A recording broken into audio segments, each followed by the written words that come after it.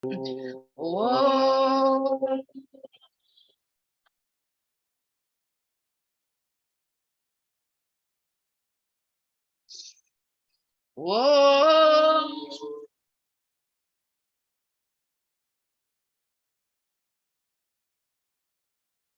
Om.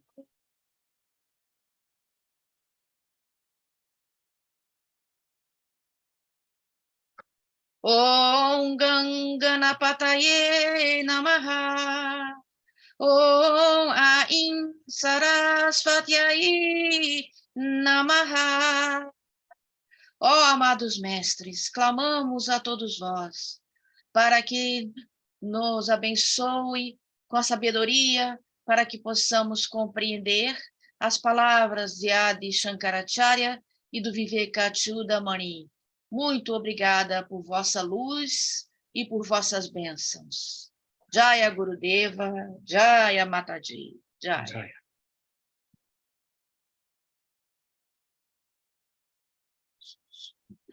Assim, ela botou assim. O anterior, né? O último que nós lemos. Não é. Assim foi o último que nós lemos na outra vez. Então, estamos no versículo 111. E agora Shankaracharya está falando sobre as gunas e diz o seguinte... Ele citou, né? No versículo anterior, que nós terminamos o estudo, na quarta-feira passada, as 3 que gunas. Maya é composto de 3 gunas. Agora ele vai especificar cada guna, ou cada qualidade, né? Rajas tem o poder de projeção, ou seja, ele se projeta como um filme, né? Sua natureza é a atividade. Então, por exemplo, a guna Raja é quando a energia está funcionando, ativa e tem movimento. Continua.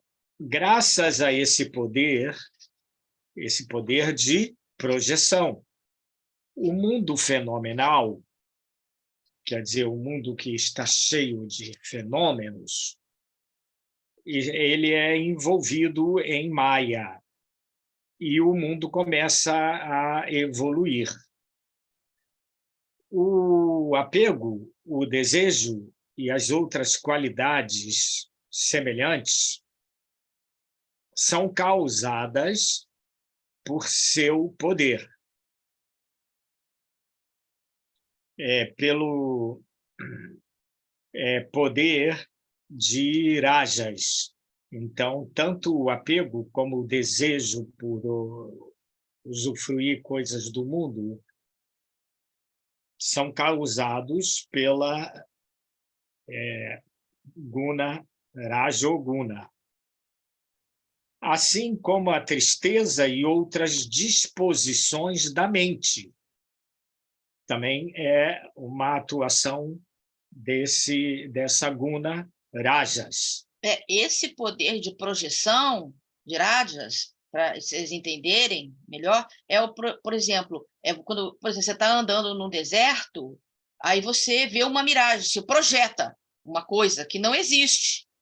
Você projeta uma miragem, mas ela não existe. Então, a projeção é isso, que projeta alguma coisa, que faz você ver alguma coisa que não existe, que é o poder de Vikshepa, de Maya, que depois ele deve falar, porque no sânscrito, aqui que eu estou vendo, ele fala justamente isso, Vikshepa. Vikshepa Shakti, o poder de Vikshepa, que é o poder de projeção. Sutra 112. A luxúria é a cólera ou ira, a cobiça, a arrogância, o ciúme, o egoísmo ou egotismo, a inveja e outros vícios similares são as piores características de rajas.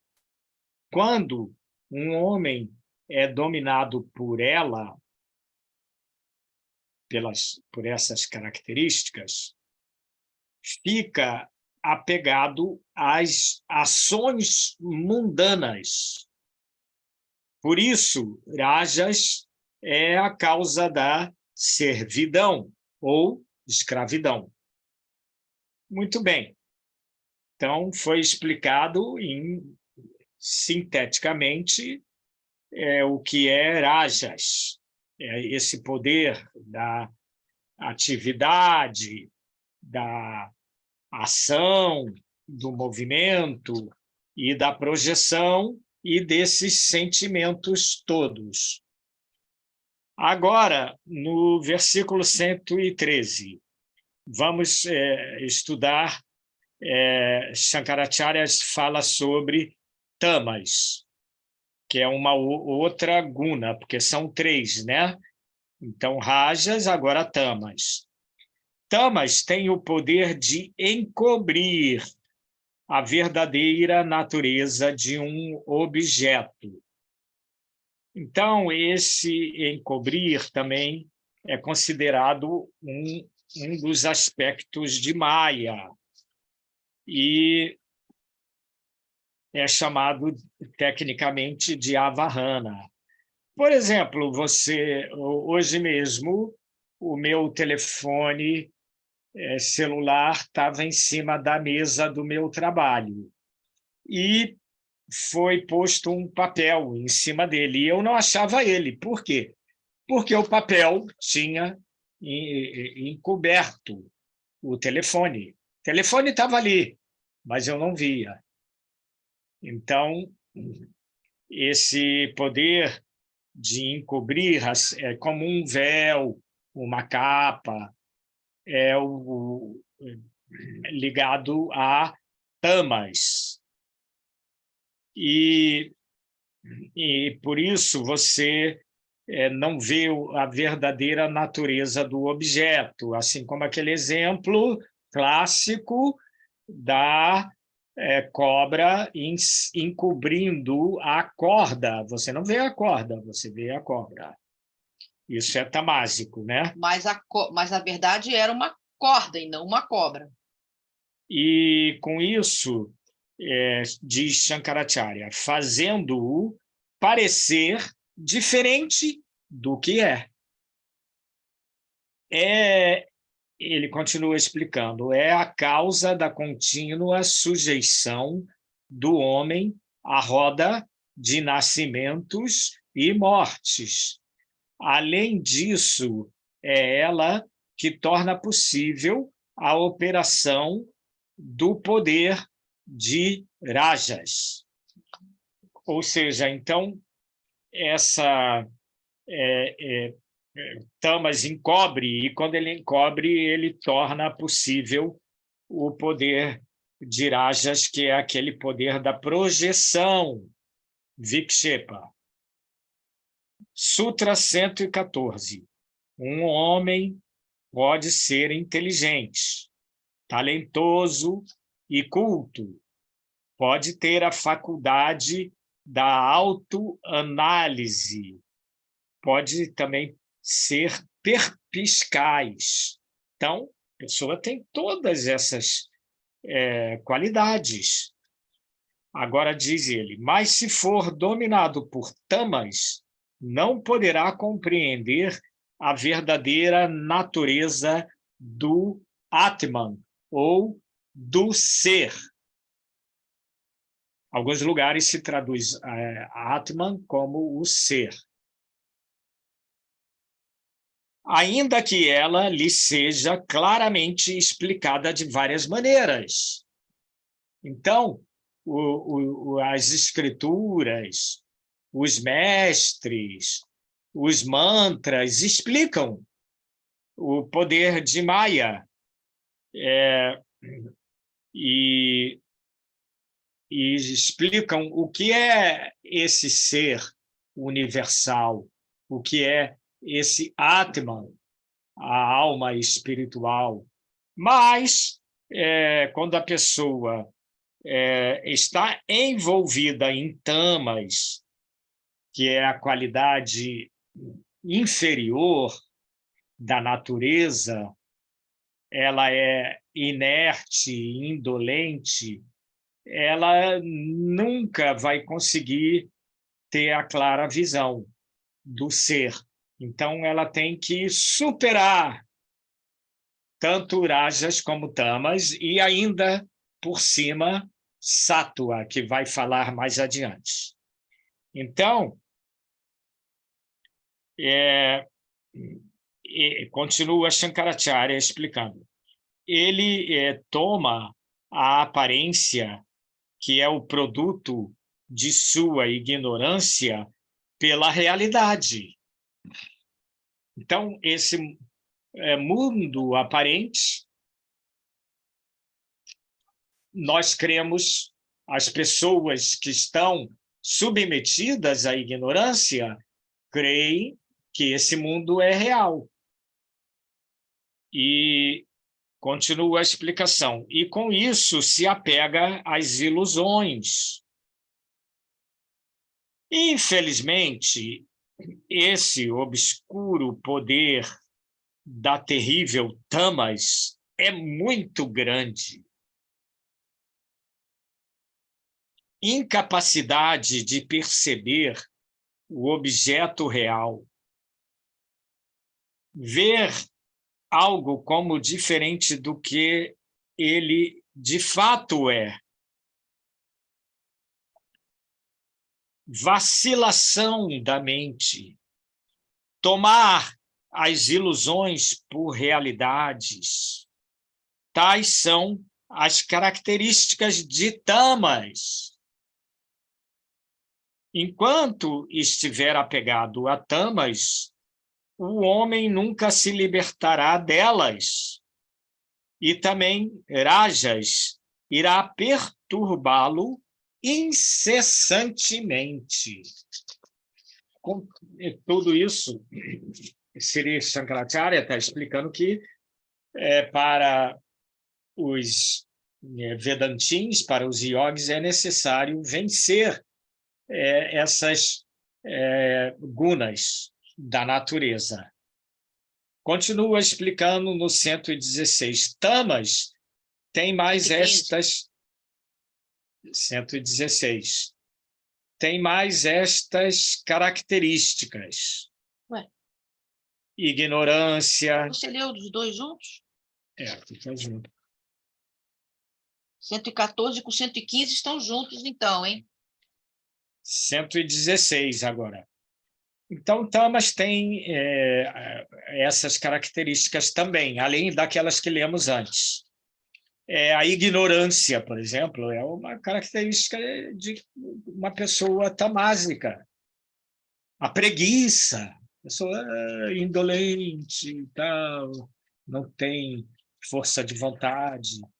Entorpecimento, ela fica meio assim, né? Meia mole, né? Meia viajando e tal, né? Não tem foco. E também tem mais sono. Dorme até tarde, né? Não tem força de vontade para vencer essas indolências. E ela também tem ilusão e estupidez. Então, uma pessoa tamásica tem todas essas características. Continua Shankara. O homem que se encontra sob a influência dessas características não consegue compreender coisa alguma. Ou seja, não consegue compreender essas coisas espirituais, essas coisas elevadas, a verdade eterna e por aí vai. E vive como um sonâmbulo ou como uma tora inconsciente, ou seja, um pedaço de madeira jogado no chão. Agora, no Sutra 117, Shankara vai explicar o terceiro e último das três gunas, Sattoguna, a qualidade de Sattva. Sattva, quando misturada com as outras gunas, tem estas características, 2 pontos. A ausência de orgulho, pureza, contentamento. Contentamento é santosha, né? Você não se afeta tanto com as coisas. Você aceita tudo, agradece tudo e supera tudo. E depois do contentamento,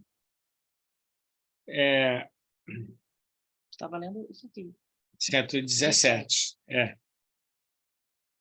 E sattva é pureza, mesmo quando está misturada com rajas e tamas, como água misturada com água.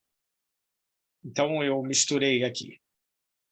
Agora estamos lendo o 117.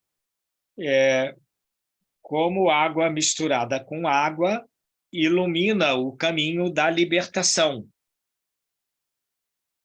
Sattva revela o Atman, tal como o Sol revela o mundo objetivo. Então, Sattva, ele clarifica, ele ilumina o Atman, mas você tem que chegar a ele, ao Atman, e realizar a ele, ir além de Sattva, porque Sattva só ilumina, ele não vai contigo. Agora 118. 117.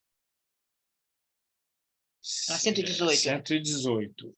Sattva, quando misturada com as outras gunas, tem estas características, 2 pontos.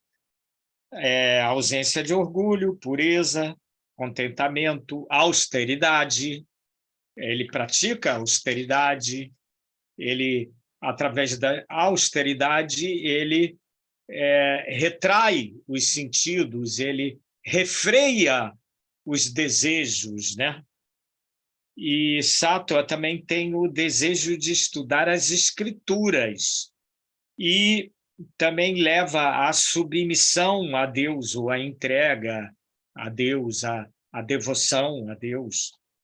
E leva também à inocência, à veracidade, falar sempre a verdade, a continência, que é a prática da castidade, a ausência de cobiça, não quer ter lucros através da miséria dos outros, e também Sattva traz fé, devoção, anseio de libertação, né? E também aversão às coisas deste mundo e às demais virtudes que levam a Deus. Então, o que significa? Que Sattva tem qualidades superiores, é uma coisa maravilhosa, mas ainda não é a meta final. Agora, 119. Sattva, no seu estado puro, sem aquela mistura com as outras gunas, né? Ele tem as seguintes características, 2 pontos. Serenidade. Muito interessante. Então, nós lemos as características anteriores quando ele está ainda misturado. E são características muito elevadas, né?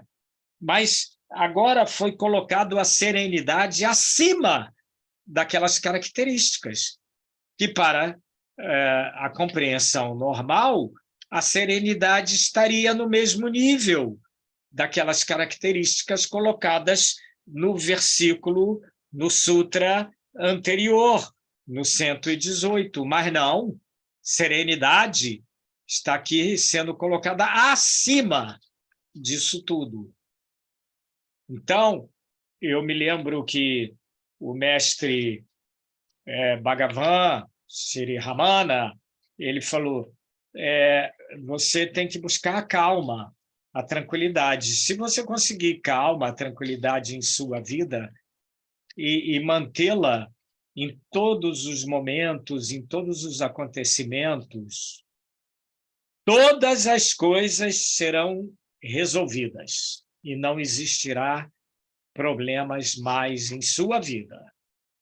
Então,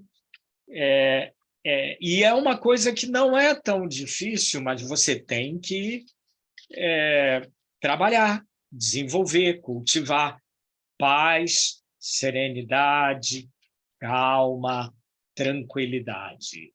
Quando você vai meditar, você utiliza justamente isso. Você começa a se acalmar, tranquilizar e tal. Aí você se acalma tanto, fica tão tranquilo que daqui a pouco está dormindo na meditação.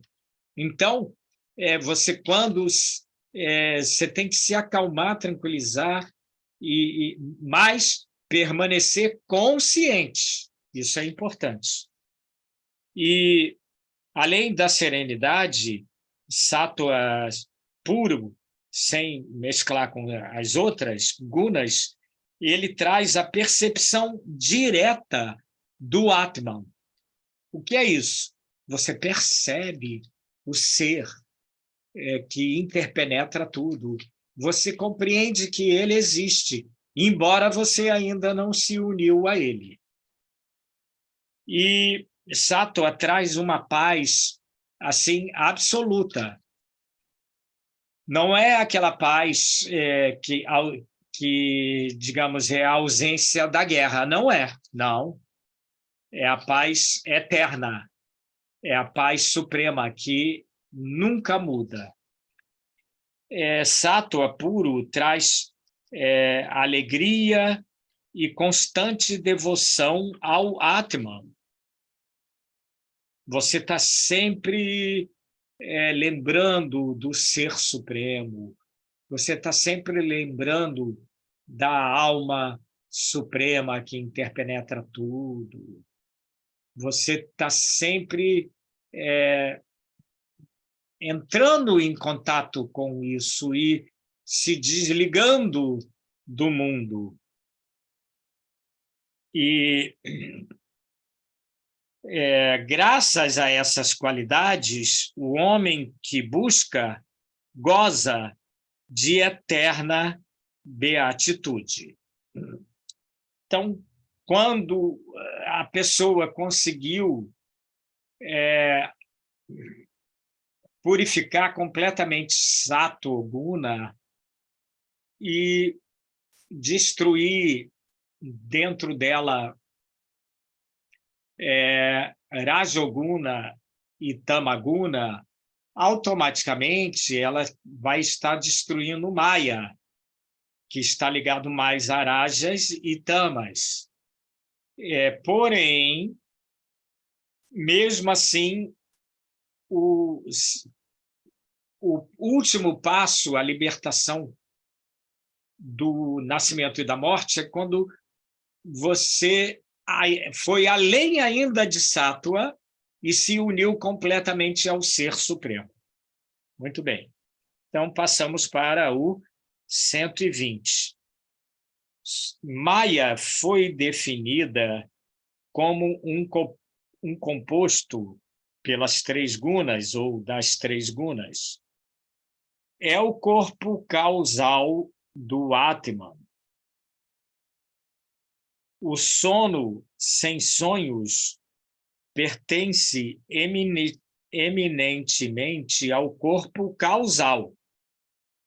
Nesse estado, as atividades da mente e dos órgãos sensoriais estão suspensas. E, então,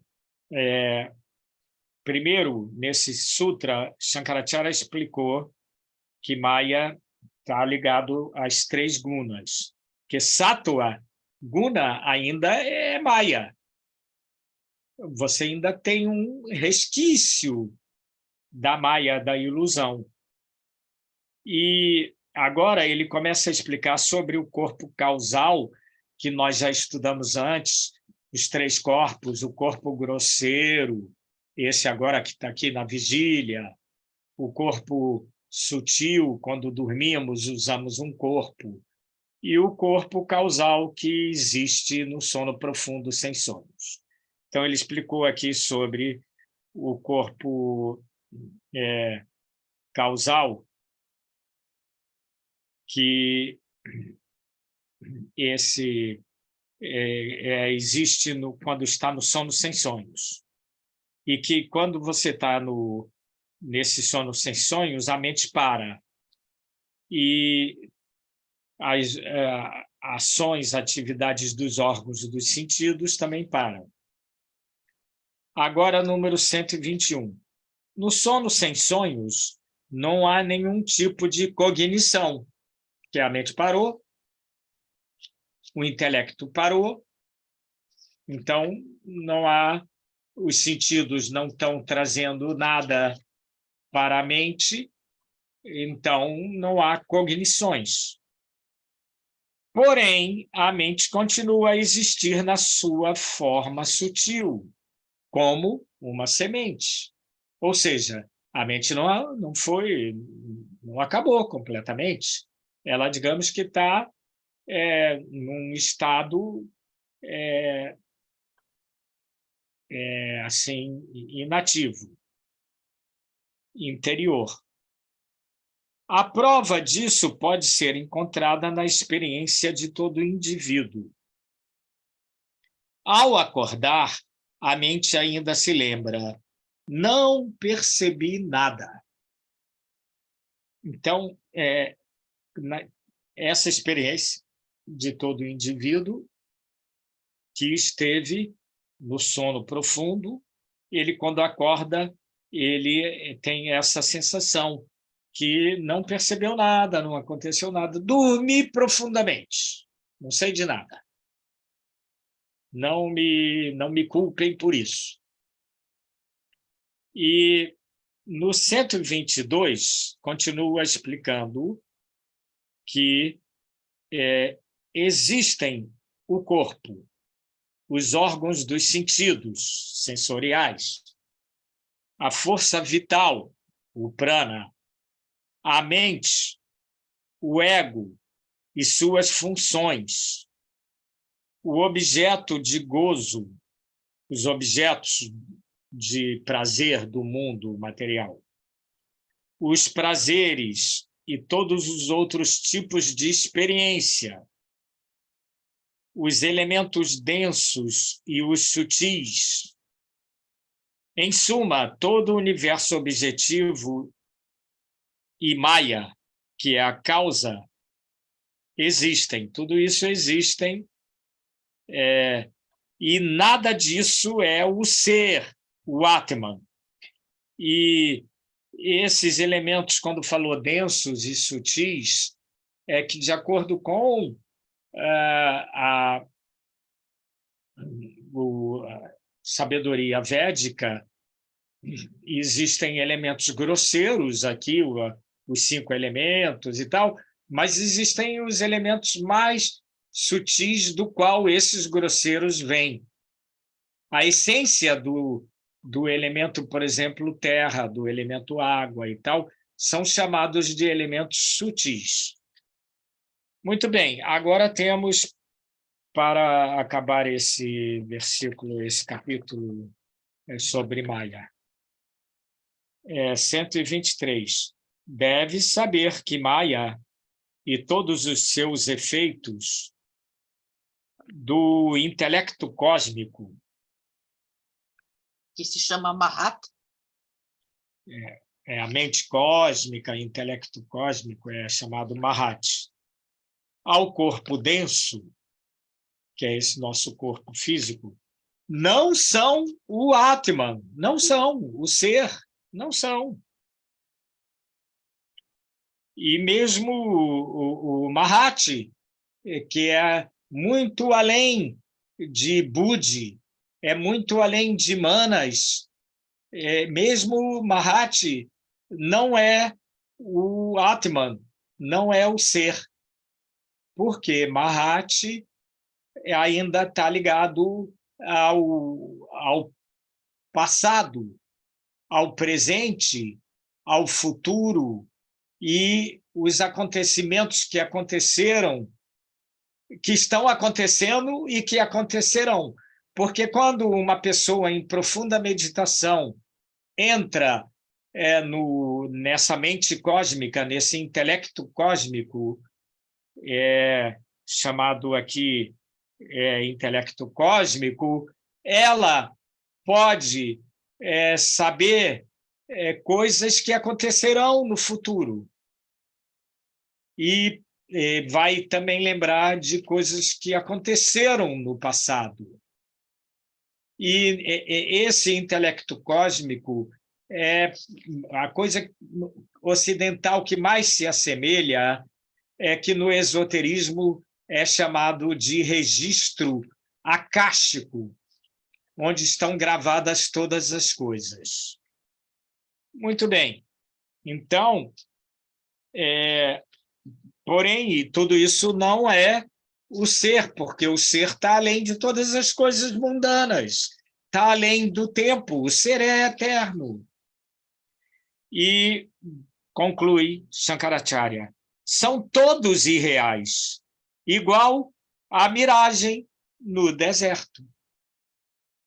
Então, com isso, ele conclui uma explicação sobre Maya e a ligação de Maya com as 3 gunas da natureza, Sattva, Rajas e Tamas. Uma explicação, uma visão vedântica das 3 gunas. Porque tudo é criado a partir daí, né? O universo, a projeção de Maya, o véu de Maya, tudo a partir dessas manifestações das 3 gunas. Porque as 3 gunas foram também explicadas na filosofia, que não é a filosofia Vedanta, na filosofia Sankhya. Explica com uma outra visão, mas não discordante dessa visão vedântica. Se quiserem mais detalhes, então aconselhamos que procurem ler e estudar, conhecer sobre Sankhya, que detalha sobre as 3 gunas. O yoga, a filosofia yogi, em grande parte, utilizou a filosofia Sankhya. Em outras partes, ela tem uma filosofia própria, principalmente na parte prática. Muito bem. Agora, entraremos... ele explicou tudo, de Maya, das gunas. Agora ele quer explicar sobre o Atman, sobre o ser, que ele explicou aquilo que não é o ser. Agora vamos explicar sobre o Atman. Pode ser que não tenhamos na tela, porque conseguimos andar mais rápido aqui, porque são 500 e poucos sutras, então nós temos que, por exemplo, aqueles temas que são repetidos no livro Viveka Chudamani, nós podemos ir lendo sem comentar. Então, agora a Shankaracharya vai falar sobre o Atman. Vamos ler mais um pouco para podermos avançar no estudo. Então, o Atman. É o versículo 124. 124. E ele disse assim para o discípulo: agora vou explicar-te a natureza do Atman, do Ser Supremo. Se a compreenderes, estarás livre dos grilhões da ignorância e alcançarás a libertação.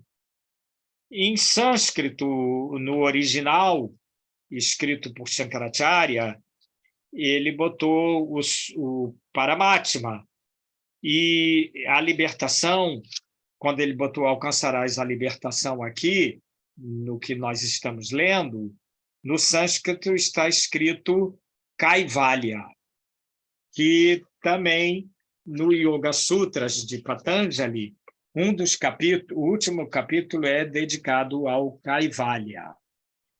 Que significa Kaivalya? Significa que você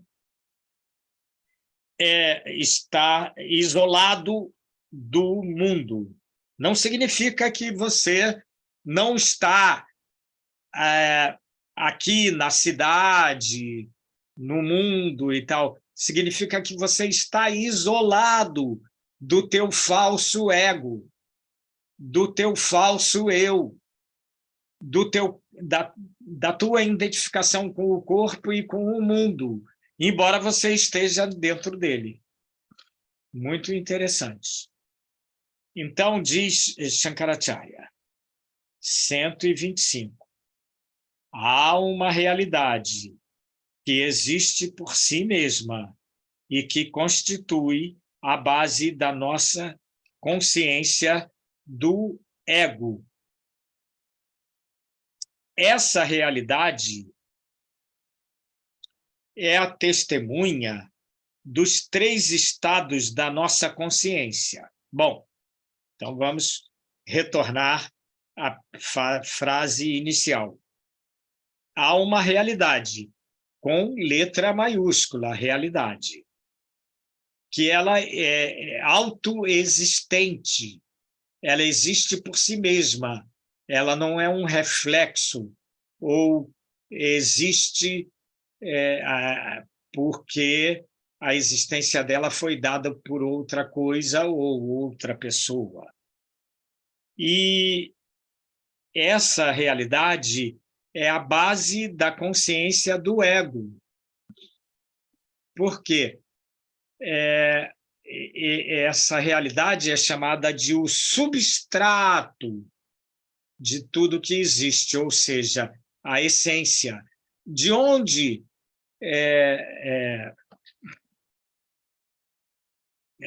por exemplo, a mente surge de onde, né? Dessa consciência pura. O ego, por exemplo, você tem consciência desse seu falso ego e se identifica com o corpo. Como?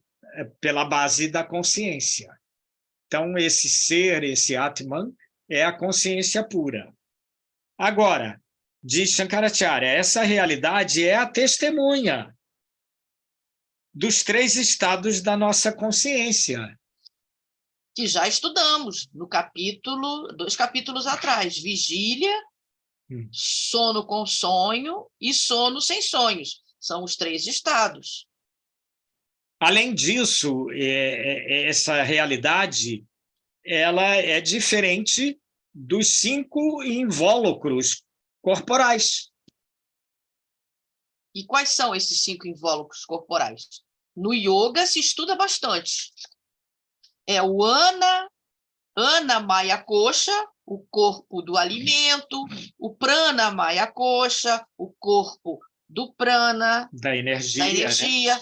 O Mana Maya Kosha, que é o corpo da mente, o Vijnana Maya Kosha, que é o corpo do conhecimento, o Ananda Maya Kosha, que é o corpo da bem-aventurança.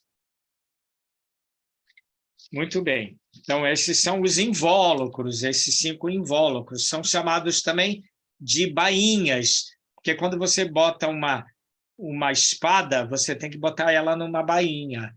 Então, aquela bainha, assim, encapa, ela encobre a espada. Então, esses invólucros, eles encobrem essa realidade que ela é chamada, por isso, ela é chamada de realidade subjacente. E aí o exemplo que dão é o colar de pérolas que você não vê o fio do colar, mas é aquele fio que une todas as pérolas, ela é subjacente ao colar. Ela é a base do colar. sem esse fio que une todas as pérolas, não existiria o colar, existiria pérolas. Muito bem. Então, por isso, ele está explicando com isso o que é esse ser, o que é esse Atman. E ele colocou que ela é a testemunha, porque é a consciência. O Atman é consciente disso que nós estamos aqui lendo. Agora, sei lá, às vezes você está andando na rua, aí você anda meio encurvado. Como você percebe isso? Através da consciência. Então, essa consciência, ela testemunha tudo o que acontece no estado de vigília, no estado de sono, com sonho, e até no estado do sono profundo. É a testemunha. E continua, 126.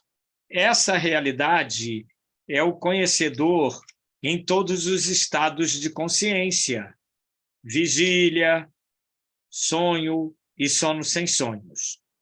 Ela está cônscia da presença ou da ausência da mente e suas funções. É o ser, é o Atman. Aqui porque no sânscrito está escrito Tat Tuam Asi.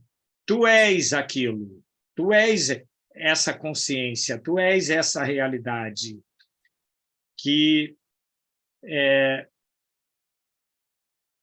por exemplo, quando a mente para no estado de sono profundo, quem é que está cônscio, que não sonhou, que não aconteceu nada no sono profundo? A consciência. É o Atman. Que é o Atman. 127. A realidade vê tudo pela sua própria luz. A realidade superior, letra maiúscula. Ninguém pode vê-la, né? Ninguém. Ela é dita nos Upanishads, né, que ela é aquela que vê, mas que não pode ser vista.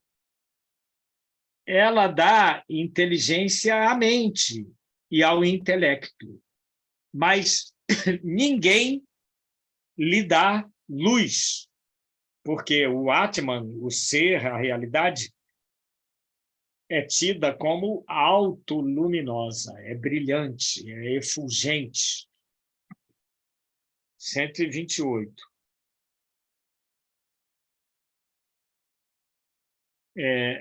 A realidade permeia o universo, mas ninguém pode penetrá-la. Ela interpenetra o universo inteiro, mas ninguém pode penetrar nela, porque ela é um todo homogêneo, não pode penetrar. Se você entrar nela, é como uma gota d'água que entra no oceano e se dissolve no oceano. Então, não existe mais um ser separado dela que possa entrar nela. Ela é tudo, ela é todo. E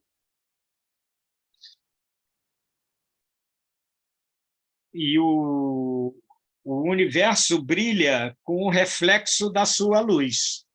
Então, por exemplo, a luz do Sol vem da onde? Vem desse ser supremo, desse Atman, dessa realidade suprema.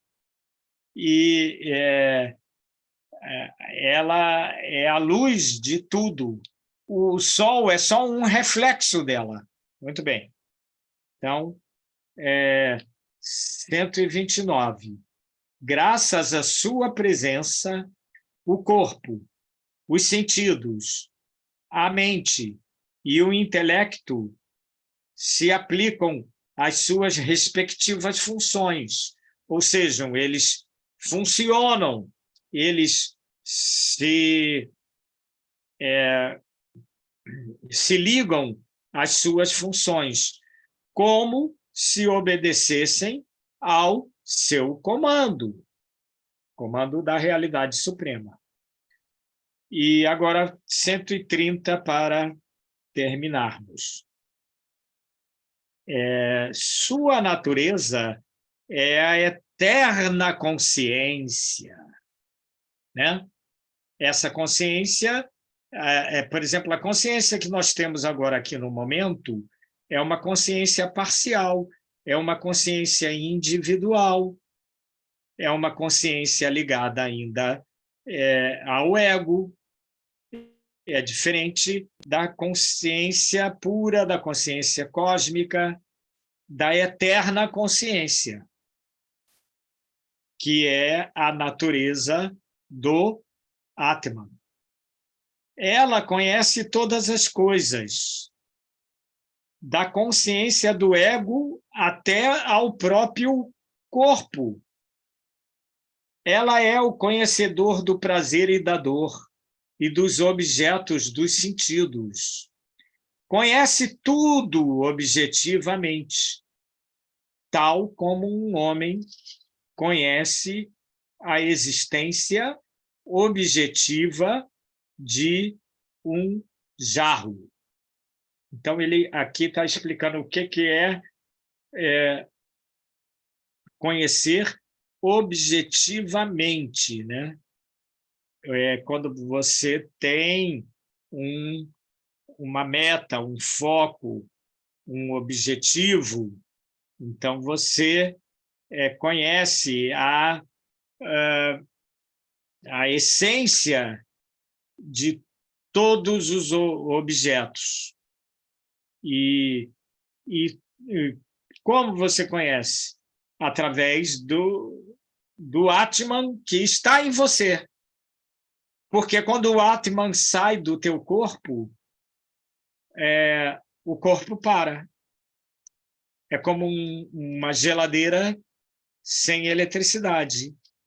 Ou uma lâmpada, né? Sem eletricidade, ela fica escura. Ela está funcionando, mas não tem eletricidade, ela não se manifesta. Muito bem. Então, paramos aqui no 130 para continuarmos semana que vem esse nosso estudo. Então, vamos encerrar e depois aí abrimos para os comentários.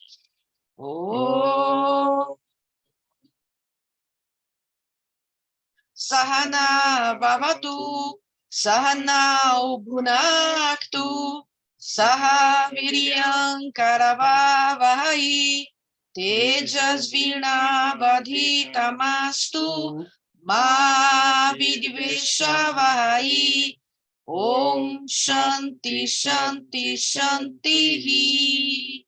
Que Deus nos aceite juntos, que trabalhemos juntos, que progridamos juntos, que estudemos a verdade juntos e que nunca briguemos. Oh, paz, paz, paz. Amém.